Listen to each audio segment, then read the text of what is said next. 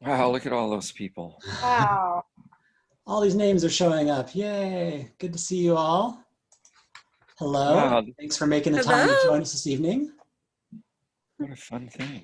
My name is Michael. I'm the events coordinator and publicist at Annie Bloom's Books, for those of you who don't know me.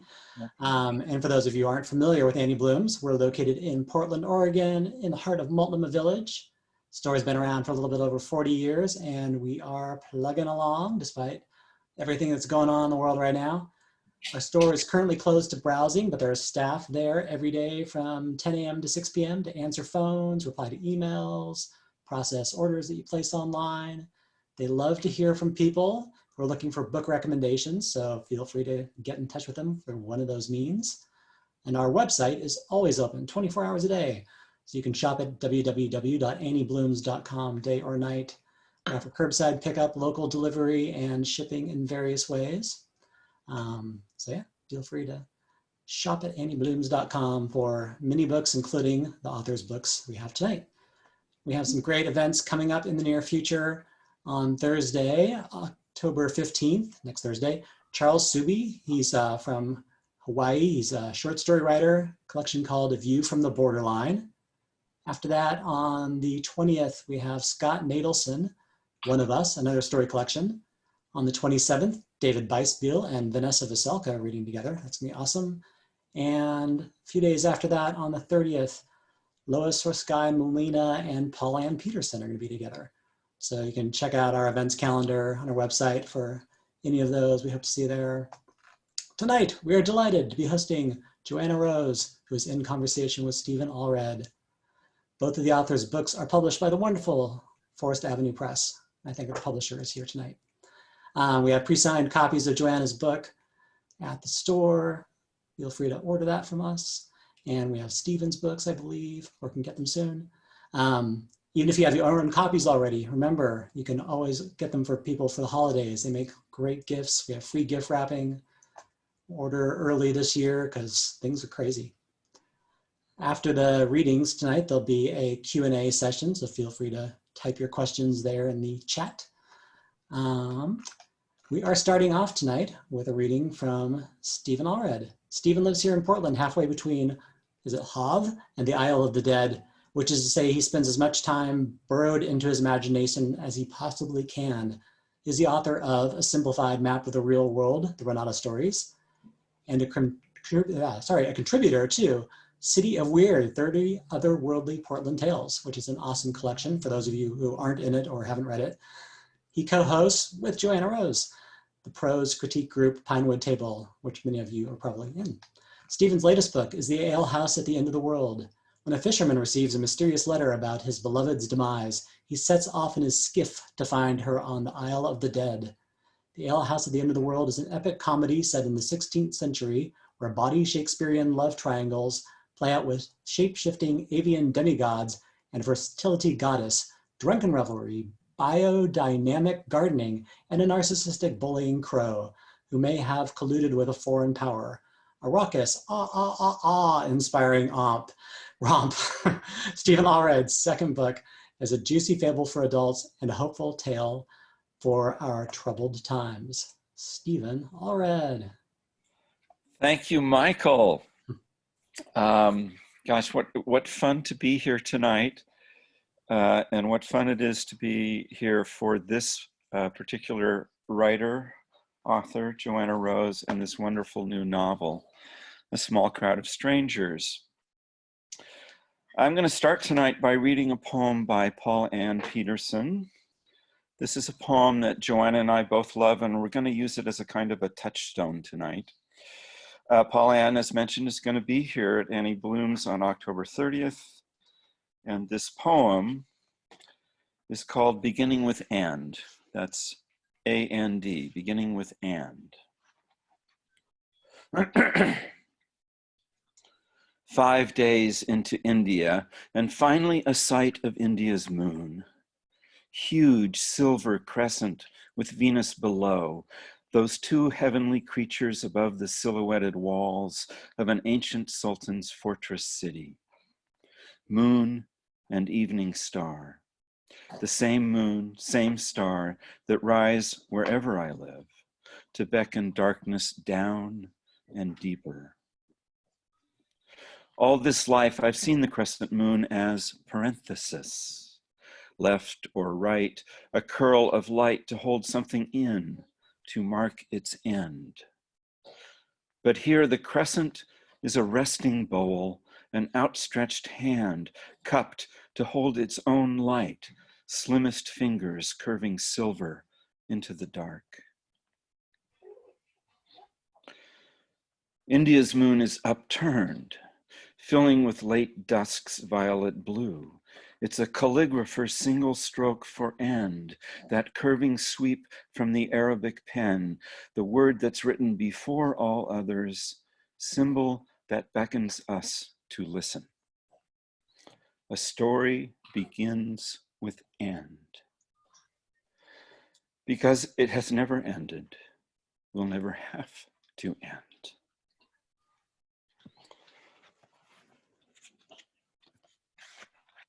So this poem lands on this idea that the story never really ends.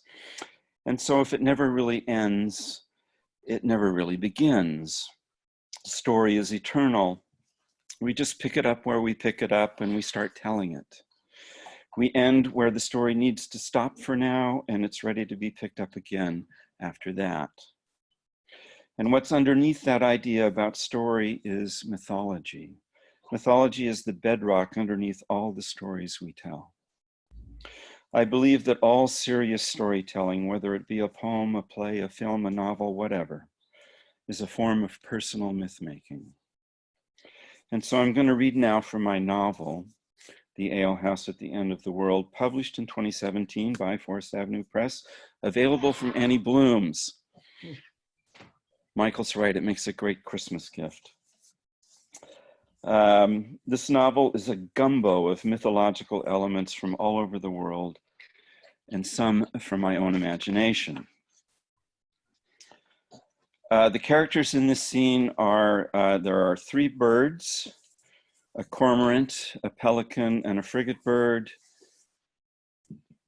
I think most of you know this book, but just a quick catch up.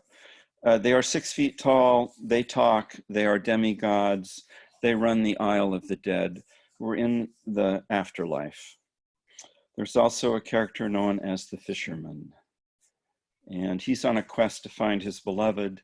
He's just been given her soul, which is inside a clam. And I'm gonna try and do the character voices as I did for the audiobook. I may be a little rusty, but I'm going to give it a go. So here we are. The fire crackled and grew, giving off a comforting orange glow. The fisherman retrieved his beloved's clamshell, and the pelican and the cormorant stood on either side of him, examining it as if it were a newborn babe. "'Tis a beautiful clam," the pelican said, "nicely shaped." "Indeed," the cormorant said, "very clammy, shall we say?" He pointed a wingtip at the grooves that ran lengthwise along the clamshell. "Those striations have an organic rhythm to them that is very fetching. And you handled the crow extremely well." They all nodded at each other, clucking and cooing and murmuring the sorts of things one did after a successful negotiation. Things had gone pretty well, all things considered. Only the frigate bird on his perch above was quiet. The fisherman held his clam in the palm of one hand and gently stroked it, imagining his beloved sleeping inside, dreaming of him, her lovely eyelids softly closed, a beauteous smile on her lips.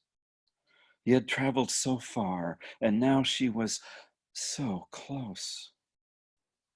"What do I do now?" the fisherman said. "Do?"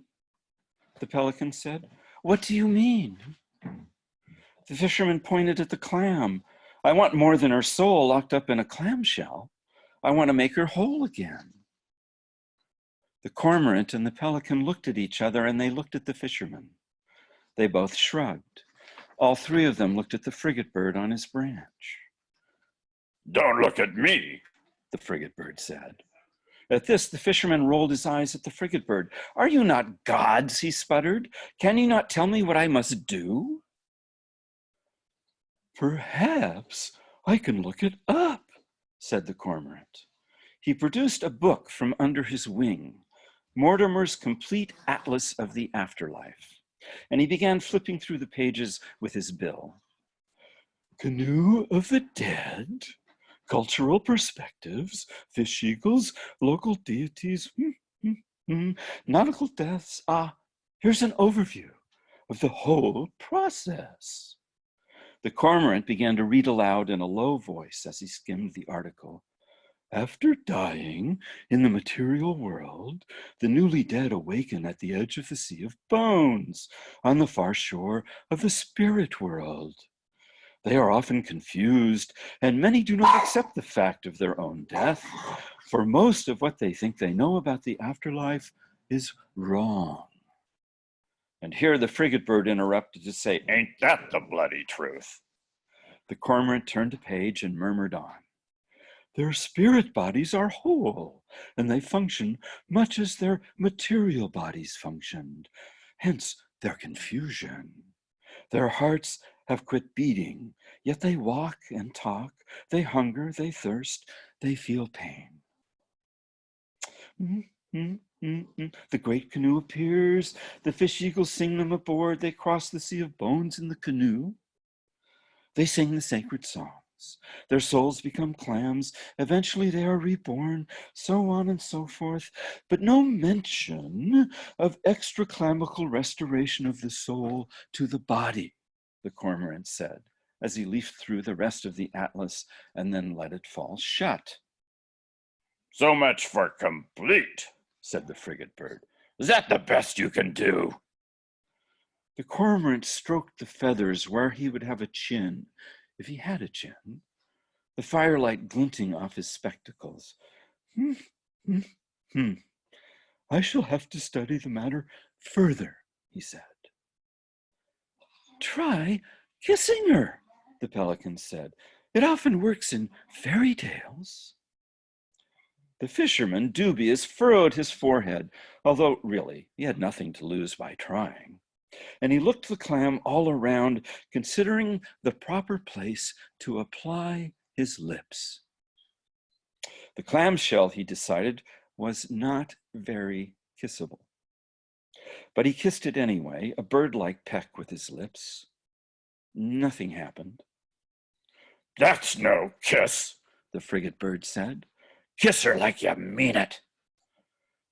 The fisherman closed his eyes, remembering the soft kisses of his beloved, how she nibbled at his lips, how she moaned when he returned the favor along the sweet skin of her neck.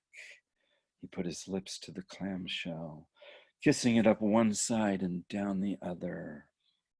But the clamshell remained a clamshell, rough to the touch, and not at all a thing that kissed him back. Exasperated, he held the shell out to his companions. "None of you know what I'm to do with this?" the fisherman said. "I thought there would be some way to make her a woman again." "I'm sure there is," the pelican cooed. "We just don't know what it is." The fisherman sat down on his driftwood log. He set the clam on the log next to him, and he put his head in his hands. This was simply too much to bear. "I don't suppose there's an alehouse on the Isle of the Dead?" No, they all clucked. "No such a thing here." "But," the frigate bird said, "I have some hashish. Care to join me?" Hashish? Not since he had sailed with a crew of Moors had he had the pleasure. "Perfect," the fisherman said. "Come on down." "Sorry," the frigate bird said. "I have to fly off a perch. My wing muscles aren't strong enough for me to fly off the ground. You'll have to come up here."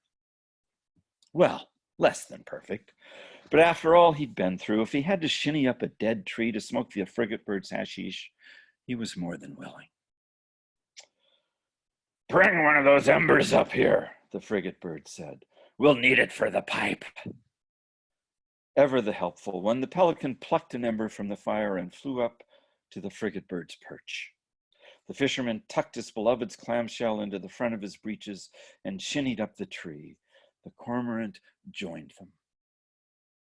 I didn't know you indulged, said the frigate bird to the cormorant. Ordinarily, I do not, said the cormorant, but this is a singular occasion. The frigate bird drew forth his pistola. Here, he said to the fisherman, this is a lot easier if you have hands. He told the fisherman how to break the pistola in half and how to open the secret compartment in the handle. There the fisherman found the bird's hashish and the bowl to the pipe, which fit cleverly into the pistola's breech. He began loading the pipe with a generous amount of hashish. Full of surprises, these birds.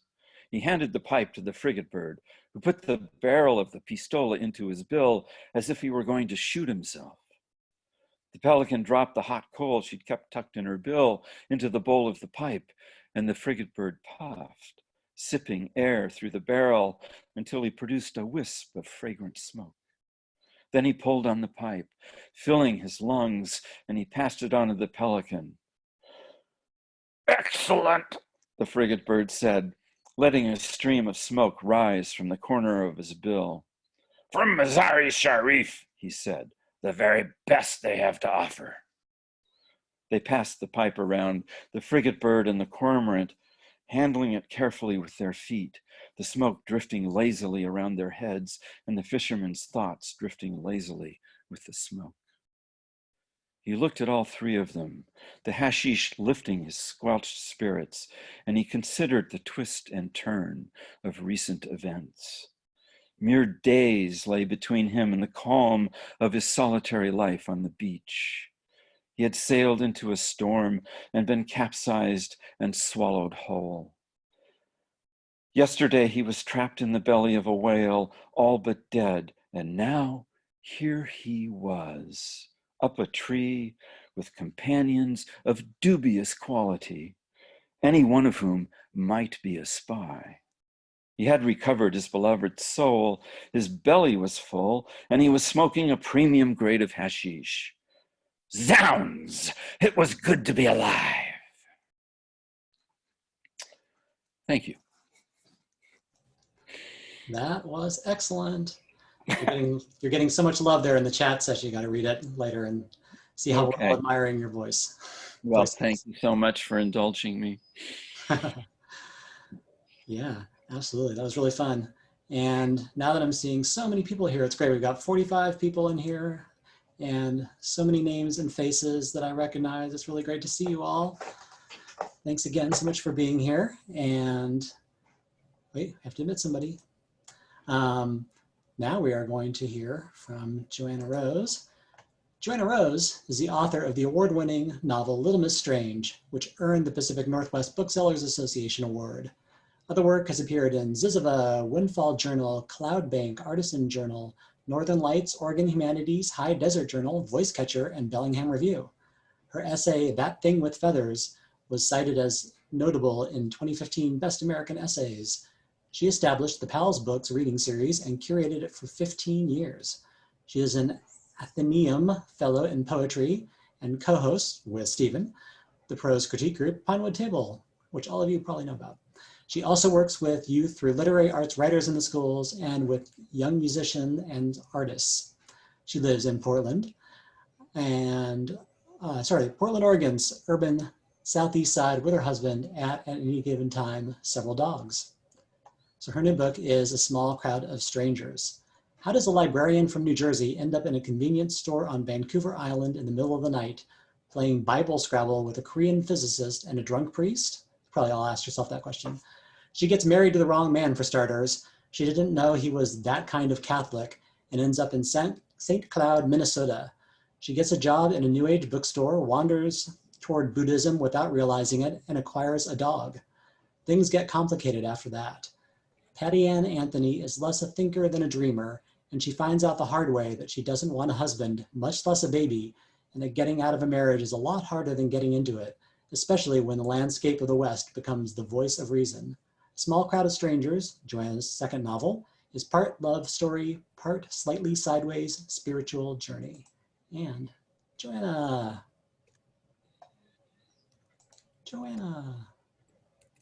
We're unmuting Joanna. Why is it not unmuting? There. Remember to unmute myself before I started. See, I'm already warm up. Thank you, Michael. Thank you, everybody. This is so great to see all your faces. Yay, and it's great to be here with Stevan. Stevan and I love doing readings together. We are reading horrors, and we've missed you. We've missed all the voices, so here we all are. Yes, Small Crowd of Strangers. My new book, Forest Avenue Press. Bless you, Laura Stanfill, goddess of small presses here in Portland. Small Crowd of Strangers is a story that starts with books and ends with books. And the middle, where the character Pattianne begins her journey toward understanding, is centered in a bookstore. That's because I spent so many years in a bookstore, and I know that bookstores are places of serious fun. This is also a story about community.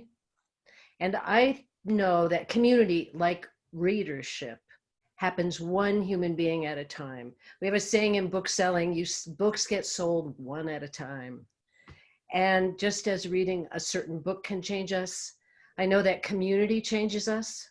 It creates empathy. It changes our point of view. So here we all are together. This is our community. Yay, Michael, thank you so much. So yes, Pattianne. Pattianne is newly married, and she and her groom have moved from New Jersey to St. Cloud, Minnesota.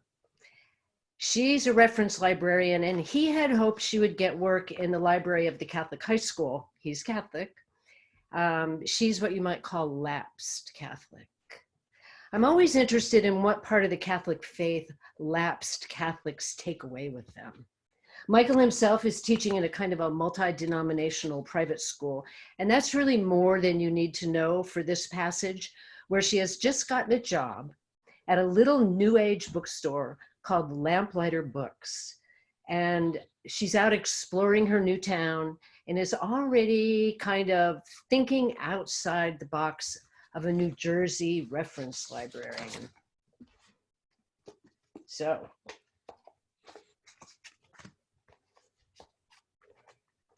it was on the way home from Lamplighter Books that she saw the shop. There was no name on the door, no sign, and the door was open. There were racks of gauzy shirts and pants and dresses. Some were embroidered and dotted with tiny round mirrors or tie-dyed and batik, all bright, odd colors: mustard, rose, periwinkle, chartreuse. A man with a beard sat behind a counter reading a book, and he said hello and didn't look up. He said, "Dressing room's back there, purple curtain." They weren't the kind of clothes you had to try on. They were all really loose and airy and long, lots of fringes and lots of elephant designs. Pattianne went around the shop touching colors. A long blue shirt, or maybe it was a short dress, dark blue that faded to purple at the edges of the loose sleeves. A small t-shirt of rosy, gauzy cotton. Everything was cotton. Everything smelled herbal. Everything was cheap. The man looked up when she piled the stuff on the counter. He had gray in his hair and he wore silver hoops in both ears. "Sale," he said. He wrote the prices on a receipt pad and added them up, carrying his ones. "That right?" he said. He showed her the receipt. "My arithmetic isn't very good. I need one of those adding machine thingies." $22? Cheap. He took out a brown paper bag and a red ink pad and a stamp, and he stamped the bag carefully. It was a crescent moon lying flat like a shallow dish, and under that the word smokes. "That's the Indian moon," he said. "India Indian. And that's me, I'm Smoke." He slid the pile of clothes into the bag. "It means and," he said. And he pointed at the moon.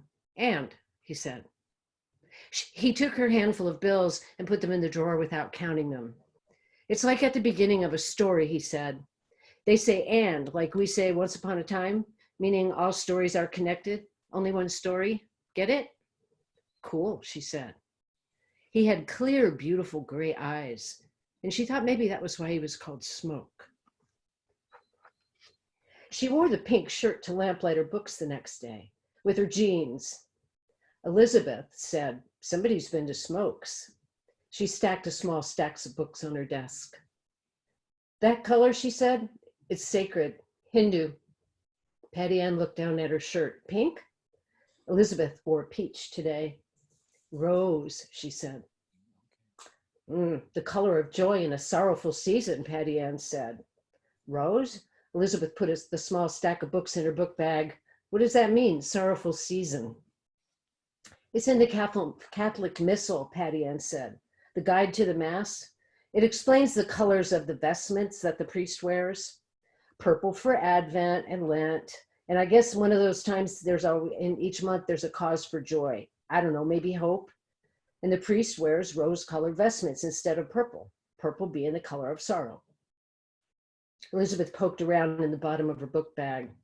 I can't find my scarf, she said. Are you Catholic? No, was. Well, that whole priest thing, that's very weird. Total perversion of the Jesus message. He never said anything about anybody being the boss. It was just love, love, love. I like that about the colors, though. Where's my damn scarf?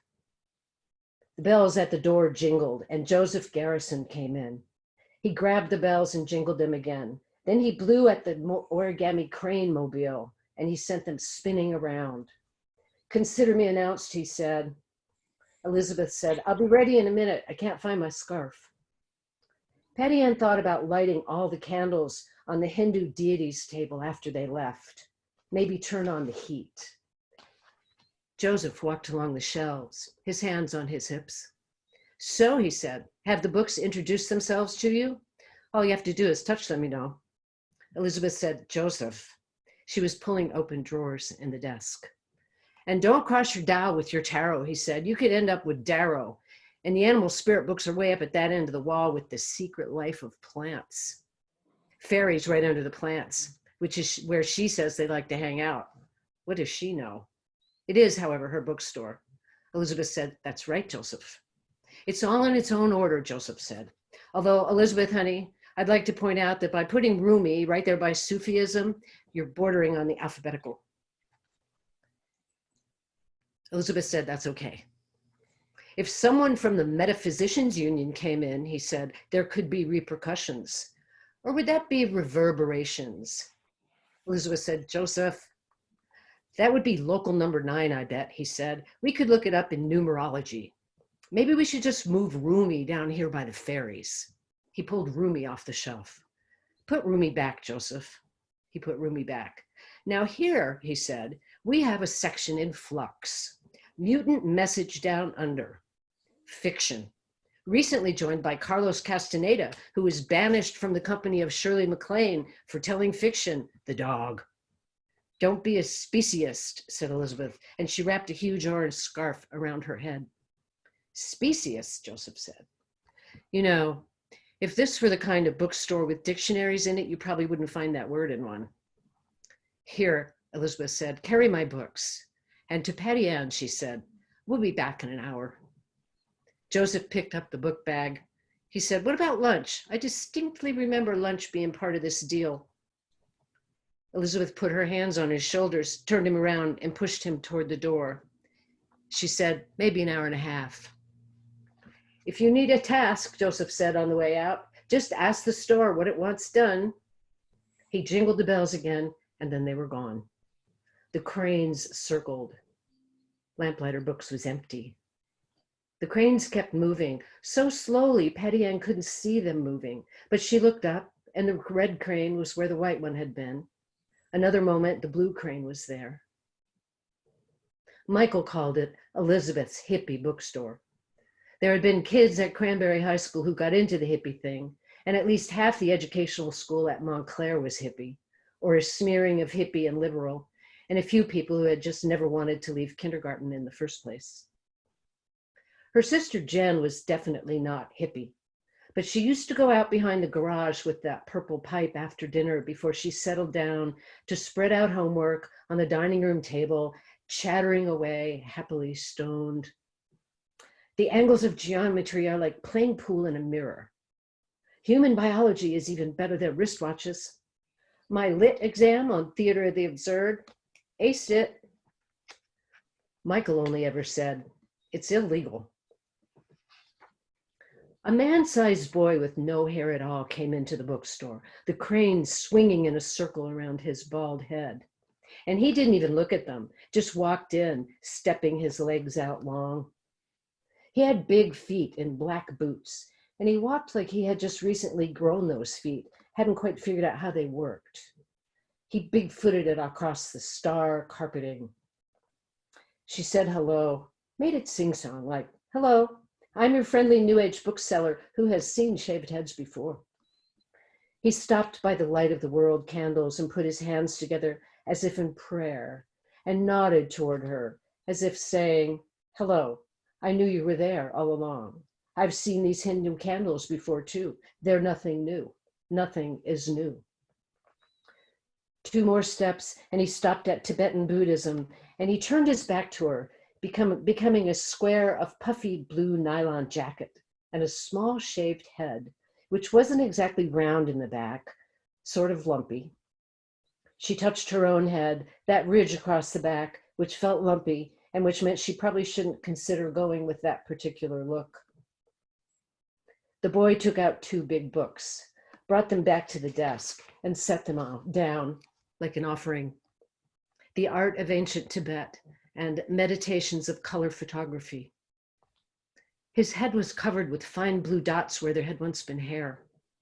He reached into his swishy jacket and took out a glittery card that said, happy birthday to a dear grandson. Happy birthday, Pattianne said, careful not to sound too perky.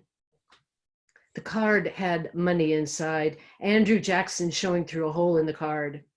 The boy had long, dirty fingernails, and this close, he smelled like Jen's room used to smell when she was going through her gerbil breeding phase.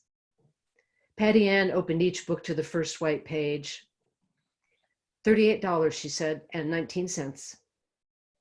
A firm no smile, no anything there on his face, nothing except a few pimples around his nose, chapped lips, dark surprising eyebrows, and red-rimmed eyes. He pulled several Andrew Jacksons out of the birthday card and said, could you by any chance spare a roll of quarters? He had a mouthful of lead-colored braces. She said yes, and he said, how about 2 rolls? He kept his face still, mostly by looking away from her, down at the blue stars, off to the side, not at the cranes or the light of the world, just away.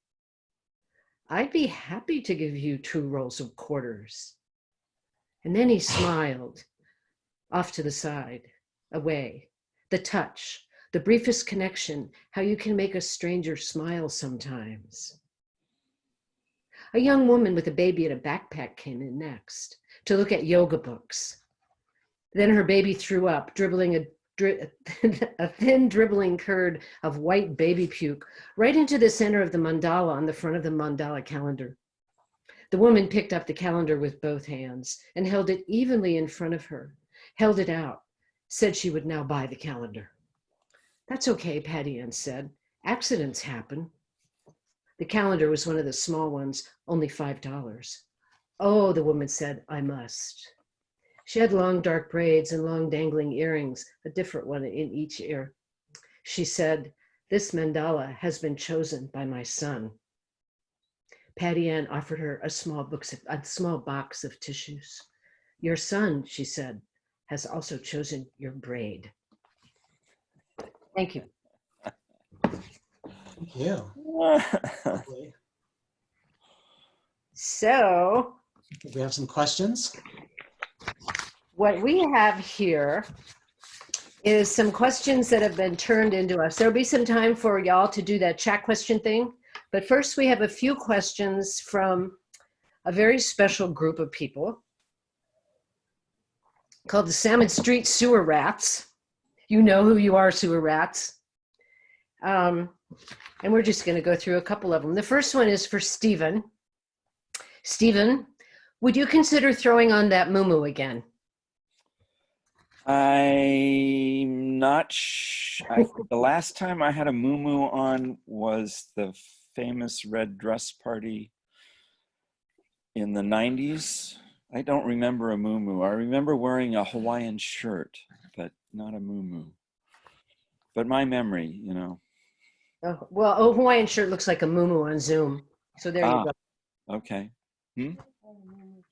So here's another question. Why is fiction necessary? See, some of these questions are serious. For me, it's about imagination. It's about envisioning what isn't yet. It's what makes us human.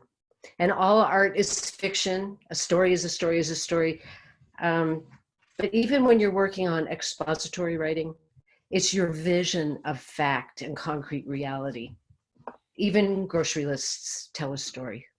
So that's kind of wanders away from that question. Stevan? Fiction is the lie that tells the truth truer. It's the doorway into the deeper things, the things that come from the deeper places. It's the way into mythology and then back out. And I think if you understand that everything has a mythological underpinning, then you see reality in a new way. Think about reality in a new way. And that's, I think fiction is vital. I think we need it. Okay, so that leads into this question down here. How do you find the will to write these days with all this collective trauma? A question that gets asked a lot. Personally, I'm afraid to let go of the will to create right now. It eases my heart and my heartache to play with my creativity, and I have to believe that it will show a way through. Stevan? I think you have to have a relationship with your creative process. That's one of the ways through.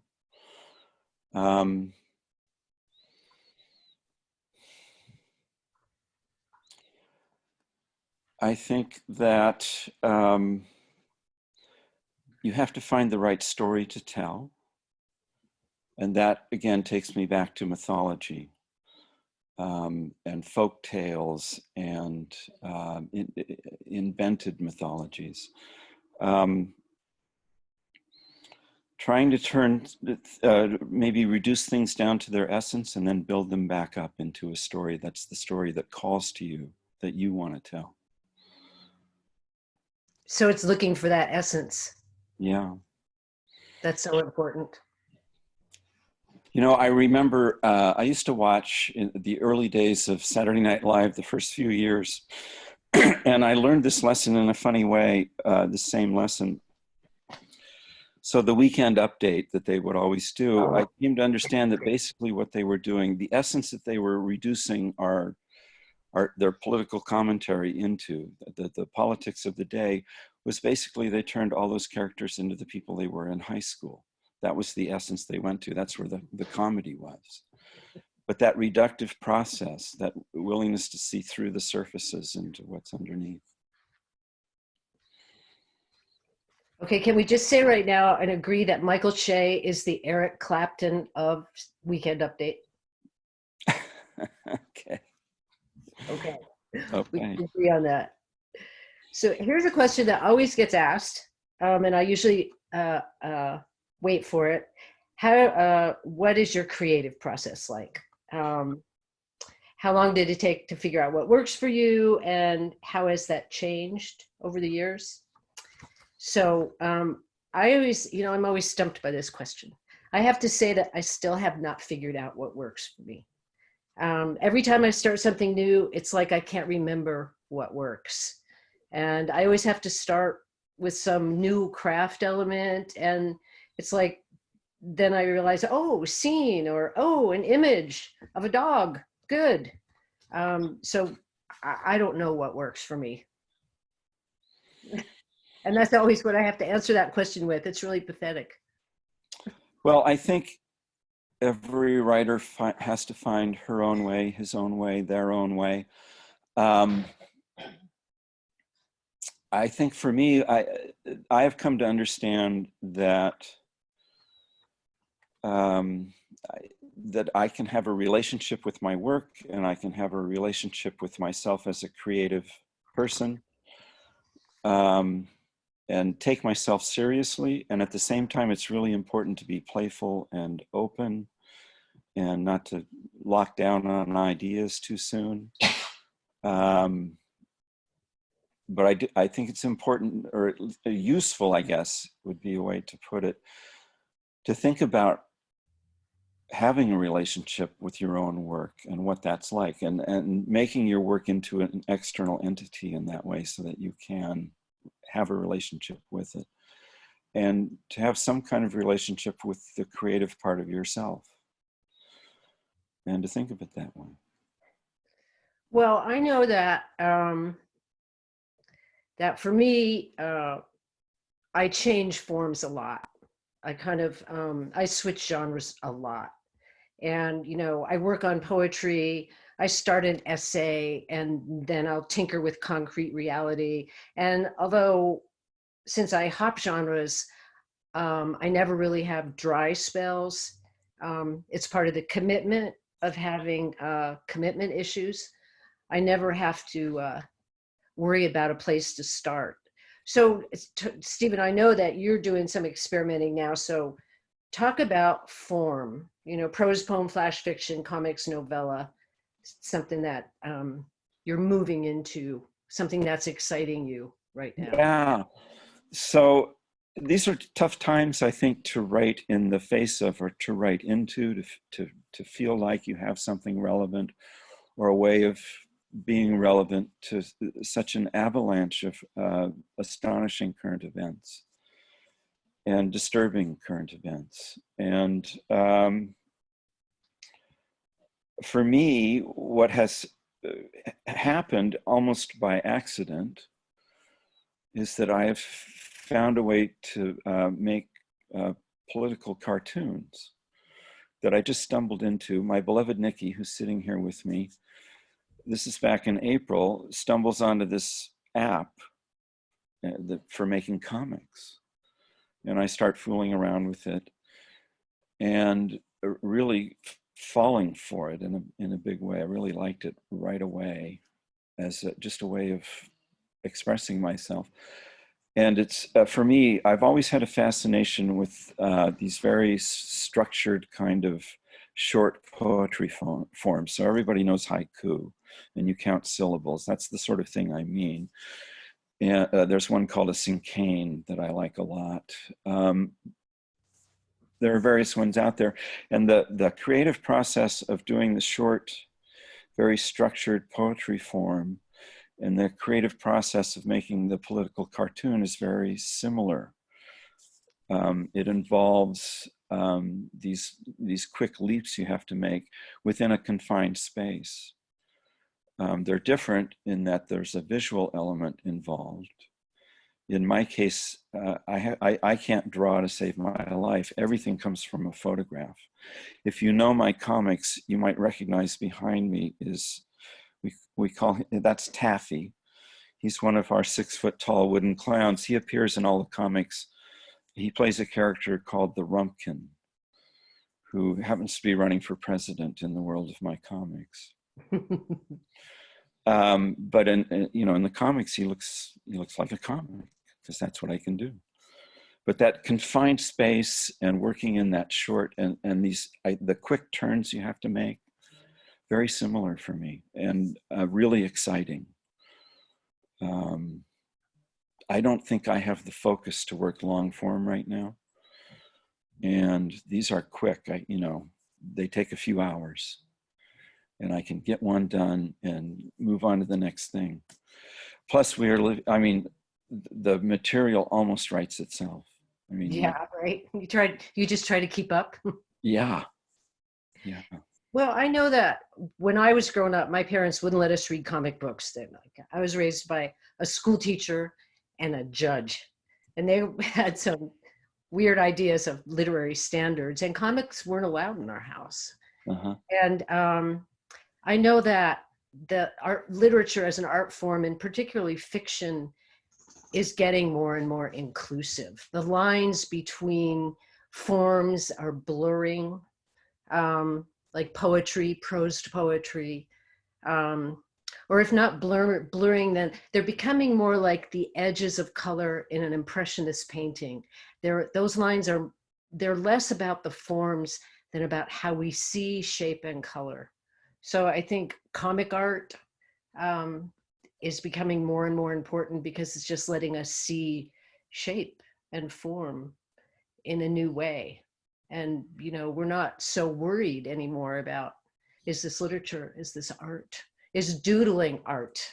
You know, and now I'm thinking of Laura Stanfield's doodles, the amazing doodles that she's been doing.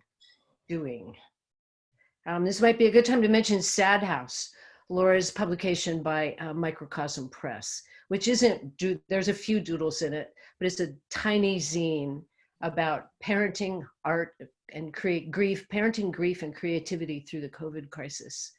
I know Annie Blooms can get it, and you can get it from Laura, and we'll talk more about that later, I hope. There's been long an attempt to like define, well, is that literature, is that art, is that, you know, writing, and that kind of worry. There's so many worries that go into writing, things that you worry about. Somebody asked, what did you worry about ad nauseum in earlier years that in retrospect you consider to have been a complete waste of time? Yeah, right. Now, so I think this is a great question because nothing that I worried about was ever a waste of time. I worried for a long time about never publishing a second book. But during those years, I published so many poems and essays and stories that it seems like, looking back on it, I wasn't worried at all. And I was not wasting time if I was worrying. Of course, that's easier to say now that I've finally published a second book. So I don't know, Stevan, what are you worrying about? What have you wasted time worrying about as far as writing? I know that I wasted a lot of time worrying about stuff that didn't matter. I think I'm hard pressed to recall what that stuff was, and I think that's probably for the best. What I could say, though, is that the things I don't want to say I worry about these things, but the things I pay attention to are things like, am I listening? Am I hearing the story, or am I trying to impose myself on the story? Am I being open to all kinds of possibility, or am I trying to shut it down too fast? Do I have flow? Are you willing to dwell in negative capability? Yes, to some extent. Yeah. I think know you're better at it than I am. I don't know if that's a compliment or not, but it's nevertheless. It is. Yeah. I know most of you who have been at our table have heard us talk about negative capability, but we'll just do the negative capability thing.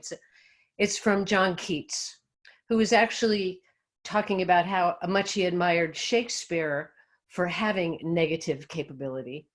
And that is the willingness to sit without irritable reaching after fact and reason. And his thought was, the longer you can stay in that unstructured space, the bigger your experience as an artist is going to be. The deeper you're going to go into what you're seeking. And the deeper you can take your readers, you know, they come along with you. Yeah. Yeah. And you have the chance to surprise yourself with what you end up writing. And if you can surprise yourself that edge of surprise is going to be in the work. Yeah. I want to close the Salmon Street Sewer Rats questions with one more question. Why do you write? And I know that for me, I write because I get cranky and anxious when I don't write. I write because I love to read, and I feel too guilty reading all the time, and I know because I've tried that. And seriously, I write because I believe in it. And this isn't so much about believing that my work is so important and valuable to my community, but I believe in art and creativity, and I believe in everybody's art and creativity. I think it makes us better at being human beings. And also because as a writer, I get to hang out with other writers. Conversation with other writers get loose and wild and funny and prismatic. So that's a really important part of being a writer for me. I've tried not writing. I'm a cranky, anxious, miserable person to be around. I remember when you tried that. You're right. Yeah. But I do have periods when I am fallow. I've come to accept that about myself. And then when I'm working, I'm a pretty disciplined, hard worker. I'm at my desk 4 or 5 mornings a week, sometimes more. Late in projects, I often get a big surge of energy, and I'll be up in the middle of the night working on it. So it gives me a lot of energy. It helps me keep my own sanity. Nikki, who's sitting right here with me, can tell you I'm not a good person to be around if I'm not doing something creative. Yeah, I got the eye roll. So it's self-care in a way. It's just what I do. There are other parts of my life that also take up large amounts of time, but I find that my life goes better when I'm creative. And then there's this other side of it, which is the community side of it. You get to hang out with the most interesting people. Yeah. And you get to find out things about them so much faster than you do in a normal friendship, because they're spilling their guts on their pages and they're sharing that in your writing groups. And that's just an amazing process. Yeah, even if it's fiction. Maybe especially if it's fiction. So Michael. Yeah, hey, we got some questions. Let's listen to some of the questions y'all came up with. All right. Jackie, not the dog, Shannon Hollis, how has teaching Pinewood Table inspired your writing, and how has it fucked up your writing, assuming on both sides of this?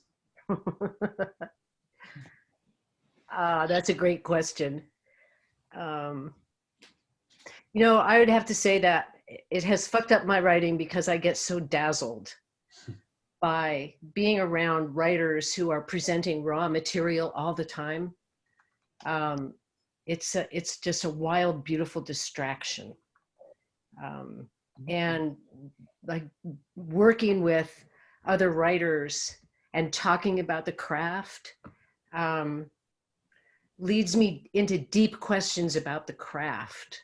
And that kind of leads me away from my own writing when I'm like really thinking about craft. Excuse me. And I guess, it leads me back to my own writing too. It inspires me certainly. Like if people can come and just share brand new writing or share revision after revision after revision, I think the courage and the discipline that takes is an inspiration to work with every week. And there's such great stories. I always go, I want to write a story too. Yeah. There are kind of nuts and bolts ways where the two things might run interference with each other. And by that, I mean time management. They sort of tap the same internal resources, which is to say that writing and teaching are both involve creative problem solving. I think I've learned over the years to basically balance those things pretty well. Do they feed each other? Sometimes in very interesting ways. Things will pop up in somebody else's work, and that'll resonate in something you're doing, or vice versa. Does it fuck me up? No, again, it's just the nuts and bolts of time management, energy management. It was hard to take September off. We just took September off. Yeah, it was really hard. I felt that people needed me, and that I try to be there to meet that kind of need. And but I also felt like I just had to take care of myself. And so I needed a break, and I'm glad I did it. But it's amazing we just had our first classes in a month. Amazing to connect again with people. Amazing how you can basically pick up where you left off. Yeah, yeah. And this is such an amazing bunch of people that way. The buzzword is community, but we are just a really remarkable bunch of human beings together.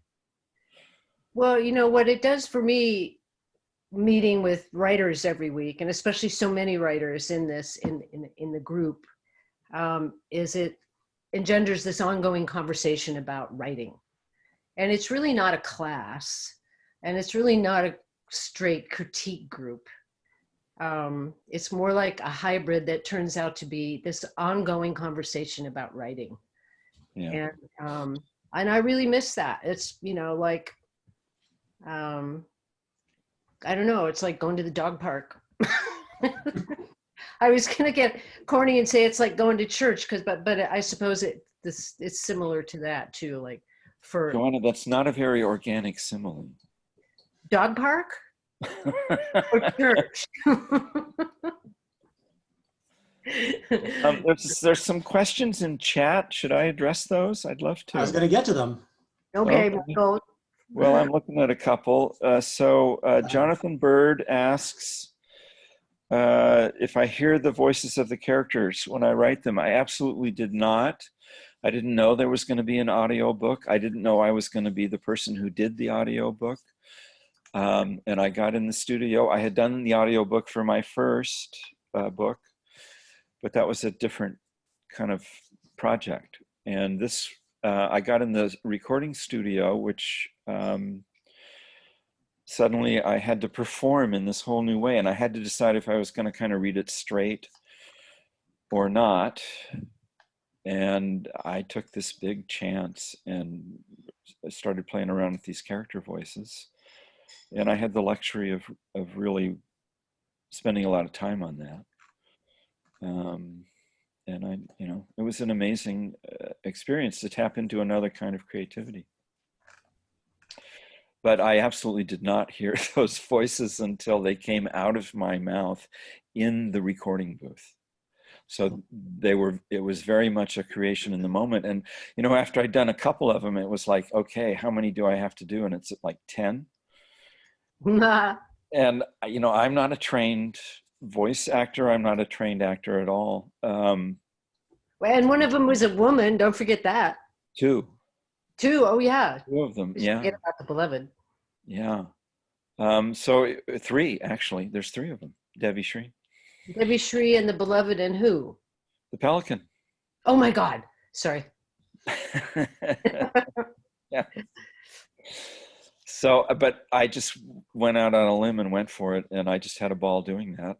And it was probably the most intense creative experience I've ever been through. I used to get up at 4 a.m. and go to the studio because I could have the studio as long as I worked around his schedule, and I get up really early anyway. So sometimes I'd get there at 4, and I'd spend 6 hours alone in this amazing recording studio. And what I was doing at that point was mostly editing what I'd already performed. What an amazing experience. I experienced the book in a whole new way, the whole thing. And I just walked around with it wrapped around me for months. It's incredible. I'm going to go up to an earlier question from E. Lamonier. Yeah. How long after finishing a manuscript and getting it published do you dive into a new one? Years and years for Joanna. Yeah. This kind of goes along with a question from Dylan about when I started this new novel. I actually started this novel before I published Little Miss Strange. I had sent the manuscript of Little Miss Strange out there. There were 5 different publishers that had it. And the first one that got back to me, I think it was Viking Penguin, rejected it and said that nobody's interested in a hippie story. And of course I was crushed. That was my first big rejection on that novel. And they said that the child narrator wasn't credible. Nobody wants to hear a hippie story, and it's a child narrator. And so I just tossed the letter on the kitchen table and said, basically, well, fuck them. I'm going to write a book with an adult narrator. And I started this book. And then 15 minutes later, I got the call from Algonquin saying they wanted the book. So I suffered severe rejection for 15 minutes, and it started this novel at that point. That's not to say I've worked on it the whole time. I didn't really dive into it. I have dived into it several times over the past many years, and there are a lot of times when I just set it aside, sometimes for years. So in terms of how soon after a novel do you dive into a new one, actually Stevan might be better in a better position to answer that. Well, because you've written lots of novels, Stevan. Yeah, not that many, but oh gosh, I guess all I can say is it depends. I can tell you what I did after Ale House was published. I started writing short stories. I started writing Children's stories. Oh, that's right. I wrote some folk tales. I got really interested in fairy tales, folk tales. Started reading a lot of them, and then I got this. There was this wonderful manuscript call for what turns out to be now a Forest Avenue Press book. Comes out in about a year. I think I have that right, and it's this tribute to Ursula Le Guin called "Dispatches from Anares," and it's edited by. Oh, help me. I've gone soupy. Susan DeFreitas. Laura. Susan DeFreitas. Oh, right, Susan DeFreitas. Thank you. So I wrote some folk tales that fit into a certain mythology in Ursula Le Guin. And so I did little things, and I thought I want to write some short stuff. I haven't done that for a while. I want to do something different. Three of the short things that I started didn't want to be short things. They wanted to be novels. And the first one I said, no, I'm sorry. And the second one I said, no, I'm sorry. And the third one I said, okay, I'll do it. But I haven't done it yet. But I know what the next thing is, I think. Or at least where I'm going to start. I think stay busy. I think for me, a big key lesson for me was understanding that I need to be fallow sometimes. And that's okay. That's fine. In fact, that's good. And just not to be lazy about it or anything like that. I'm a fairly driven person. But to accept those fallow periods, I will read a lot. I will pay attention to the world, and I will wait. And something will come calling, and I'll say yes or no, or I'll play with it for a while. We have a question from Camden. What are your revision processes like? I love revision. Oh, that's why I took 20 years to write this novel. I kept revising it. There's a difference for me between revising and fixing. Revising for me is revisiting. I'll work on something for a while, getting some early draft stuff down on the page, and then I tinker with it. I think, what if I switch this into another point of view? What if I, open up this idea of this little store? What if I actually have her walk in the store and then suddenly I'll have a whole new scene? I really look for places to dive into a story and hang out there, hover on a moment. I mean, there's a final revision process for me where I tell myself, okay, you have to take a whole bunch of shit out. I heard a great Flannery O'Connor quote where she said after she wrote a short story, the last thing she did was take all the pages and stack them up and go like that and then shake them and see what falls out. And I think that's a great image. One of the last steps is always how much can come out. So that's a step in it. How much can I take out? How much can I take out? And then I go, nah, that's too much. My revision process is really a long process of playing. And then there's a point at which I kind of have to give the work to some other readers and not to say, how do I fix this, but more like, what do you read here? What's your experience of this work? That's why I love my writing group, because I'll bring work into them and and I'll get their feedback of what is this story? What does this scene do? And then I have to take that away and go, do I want it to do that? And if I didn't mean for it to do that, how does that change things? Do I want to go there? My revision process is where I have fun with my work. Not very organized about it. Although at one point in this novel, it started out in first person. And at one point I just changed it to third person just to see how that would work. It took about 2 or 3 months to do, just go through and change all the pronouns and the verbs. And then I was so surprised because it changed the sense of the story. It put some distance in the story and it made room for kind of another narrative voice. So that's part of the revision process. For me, revision is exploring. And I'm not very disciplined about it. I just keep doing it till it's not fun anymore and then try to get somebody to publish it. It worked. So far, so good. My revision process, I am constantly revising at the level of the sentence as I write. And I tend not to go forward until I'm satisfied with whatever draft I'm in. You know, that point, up to that point, it's pretty good for what I'm trying to do that draft. I guess that's a way to put it. I may be aware of other issues I'm going to deal with in a subsequent draft, but I'm doing several things usually in a draft.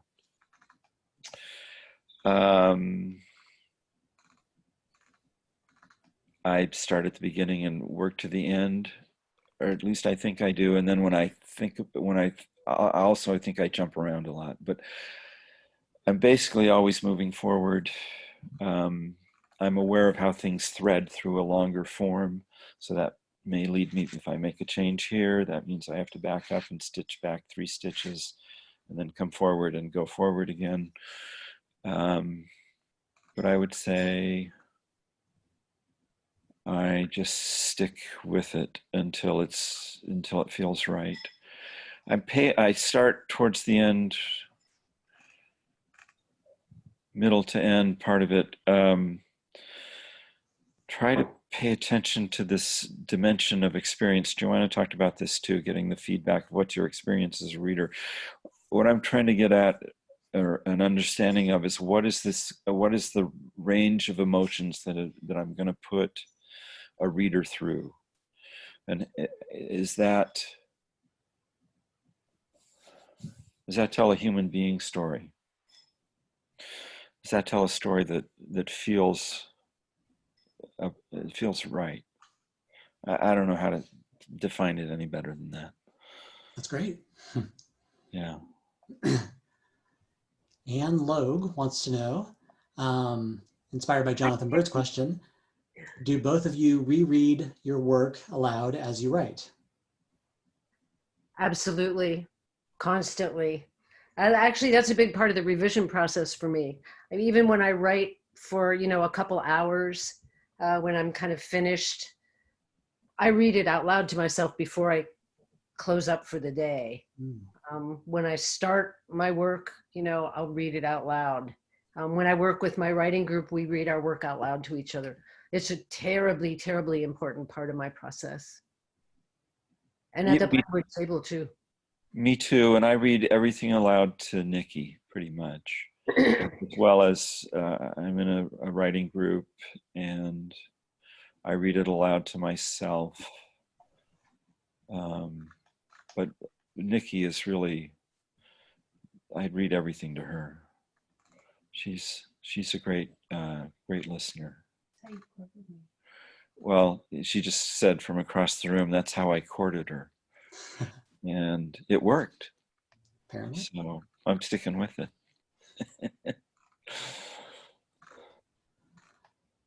I'm scanning through the chat now to see if we have more questions. Yeah. I think they're mostly funny comments and things. Anybody have any more questions? Did I miss any question that someone has in there? If you type it again, that would be helpful. Or you can type a new question in there. Anyone? No, that's fine too. We've had lots of great questions. Wait, here's a question. Wait, yes. How do you create characters and the conflict they have with each other? Big one. I'm not sure. The characters kind of develop for me. I kind of start with an idea of what a character is going to go through, but they kind of come alive for me as throughout the very early parts of the story. But for me, conflict is probably the most important thing. Like I'll make a scene and I really like that. I'm hovering, diving in, like I said. And then when I move on, my consideration is, what is that? It sounds like a parrot. Yeah. Sorry, the dogs got into it. Got a chewy.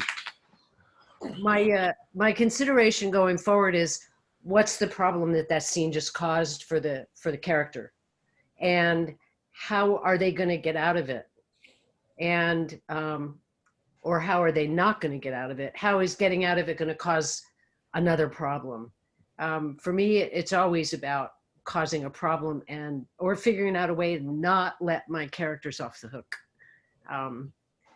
And that happens in subsequent drafts sometimes. Sometimes I'll let a scene kind of sit for a long time because I like it, and I won't feel done with it. And I go back to it and I'll go, this is a lovely scene, but it's kind of stagnant. I got to get in there and, fuck things up for these people, because I really think tension in every scene is what drives a story. And it has to move constantly greater and greater, or sometimes let tension off a little bit, but that's only so you can make it come back again. I think tension is the single most important thing in the horizontal, which is what we refer to as the plot. Maybe, this happens, this happens, this happens. It's all driven by tension. So tension and conflict. And that release and then rebuild of tension is that some of that emotional right I'm talking about. Yeah. As far as what was the original question? Oh, create characters in conflict. Characters I have to arrive at through tinkering. So I start with whatever I start with. It could be anything: a name, a phrase, some little thing I saw, just things that rattle around and things that stick up here somehow.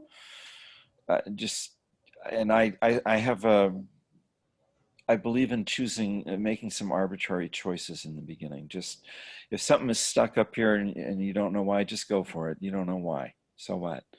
And then you just build out from there. And if things aren't, you can tell when it's not going well. So that's when you flip the point of view, or you open that door that you walked by before, or you drop in a new character, or you do whatever you do.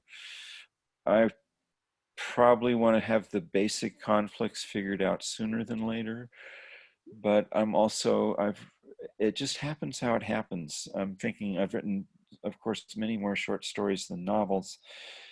And sometimes you discover what the story is late in the process, and sometimes you know sooner. And what I know is that just stick at it. It'll come. It'll come. I've done it enough times that when I get anxious, and I do get anxious, I have another voice that says, you've been here before, relax. In fact, the most important thing you can do is relax. Stop thinking about it. Go for a walk. Do something different. Katie Taylor. Oh, go ahead. Did you have more? Okay. No, I could ramble for hours. Okay. Katie Taylor asks, which character of yours, either of yours, I guess, changed the most from your original idea about them based on time spent in negative space, and how?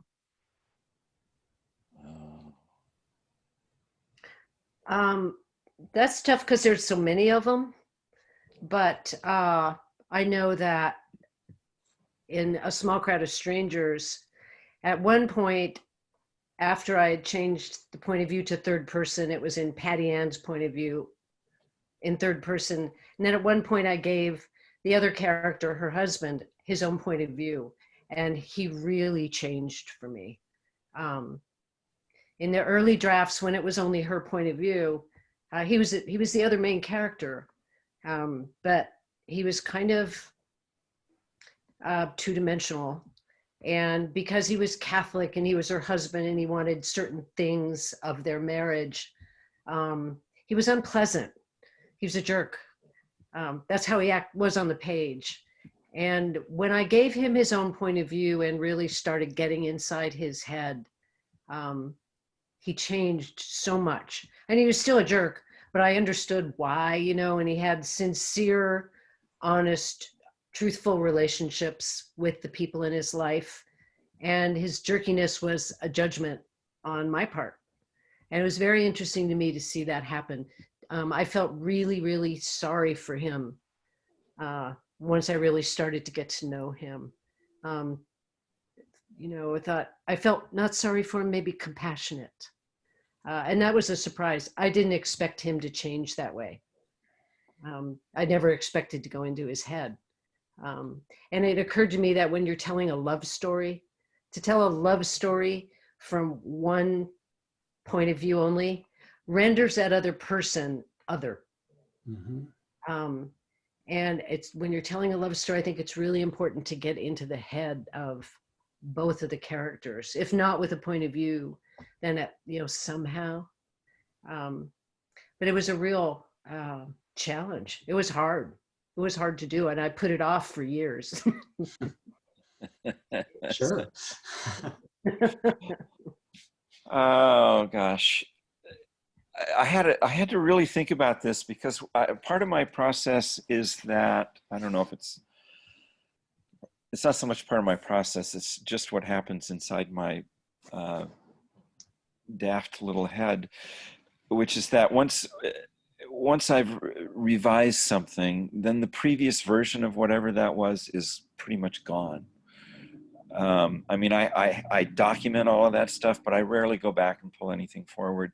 I've made my decisions. I keep moving forward in the development of a character or the scene or whatever it is I'm working on.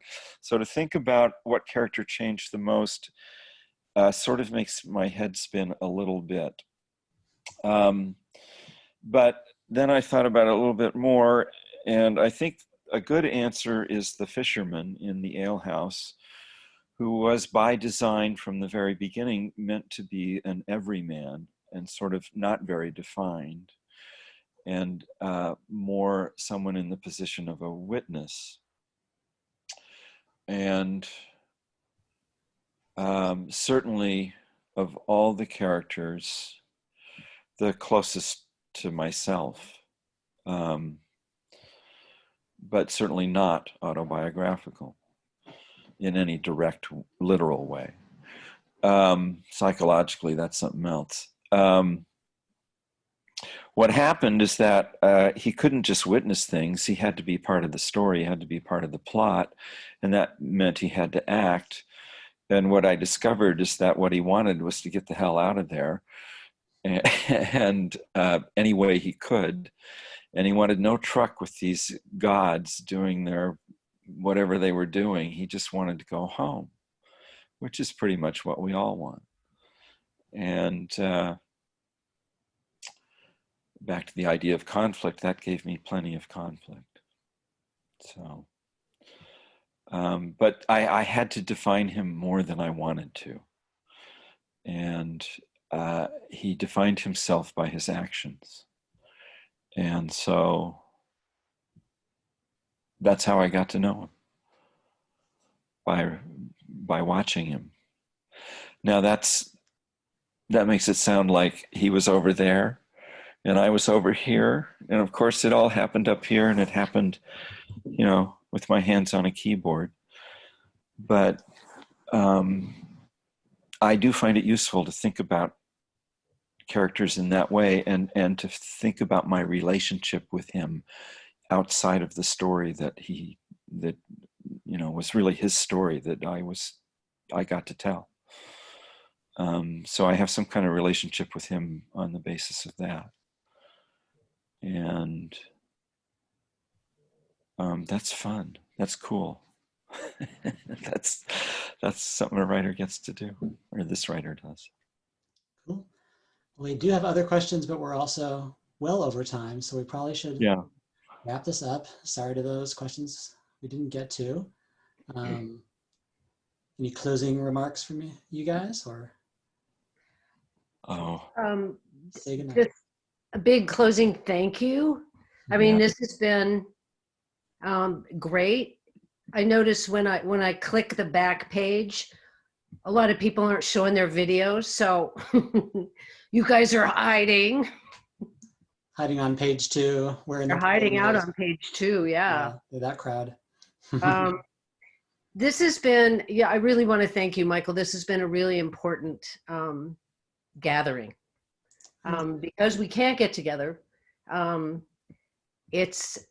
we are all still out there, and Annie Blooms is still there, even though we can't go there. Go up to the front door. You can go that far. I know. Can you see all of us going up to the front door? We'd take over the whole street of Multnomah Village by social distancing. Yeah, one at a time, 6 feet apart. Just thank you. I just really appreciate people listening, and I appreciate the questions, because I appreciate the creative energy that's out there that that your questions show me. Y'all are brave. You're brave people.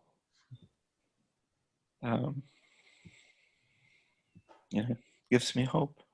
Yeah. So thank you, Michael. Thank you, Laura Stanfield, wherever you are. Yes. I know you're out there somewhere.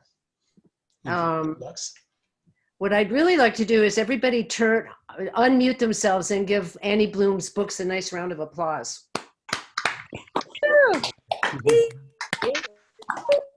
Thank you. Authors too, of course. Yes, Thank you. All right, I'm gonna pop this into the chat one more time, where you can go straight to buy the books. And this is going to be on your there we go. And this has been recorded, Michael? Yes, I'm gonna upload it at some point tomorrow to our YouTube channel. Thanks for mentioning that. So you can go and watch it again, or tell your friends who weren't able to participate to go and watch it there. You can watch it a year from now and think, wow, what a strange time that was. How interesting. Yeah, really. This is archival footage, Michael. That's right. All right, well, thank you everyone so much for making this a great event. You guys were great readers, great participants. Thanks so much, and we will hopefully see you at another event soon. Real soon. Thanks, everybody. Thank you. Bye. Bye. I don't know how to